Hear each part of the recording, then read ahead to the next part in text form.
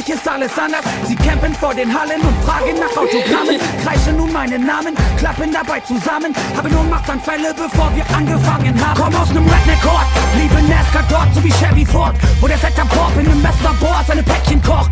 Allein mit Tape-Recorder dort in dem Kinderzimmer, großgezogen auf Peter Tosh, Dylan und Lynyrd Skynyrd. Sommer immer nie Winter, Sand so rot wie die Haut, zirpende Grillen, klingen Moskitos so groß wie ne Faust. Ey yo, ich kam von daher, Stadt des Mardi Gras, Land aller Drumliner, Kuku wie Voodoo und zu verflucht heiß wie das Jambalaya.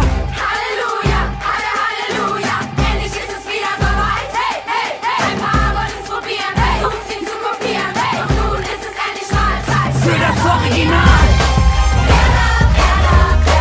Tun, was er will, tun, was er will. So groß kann den Himmel berühren, also Prost, es wird nie mehr so wie früher. Das Original. Tun, was er will, tun, was er will. So groß kann den Himmel berühren, also Prost, es wird nie mehr so wie früher. 8 zu der 9, 9 zu der 10, alle Nachrichten dürfen gerne jetzt gehen. So, 3, 4. Erst kam die Kopie, dann die Kopie der Kopie. Indie-basierte Beats, gespielte Melancholie.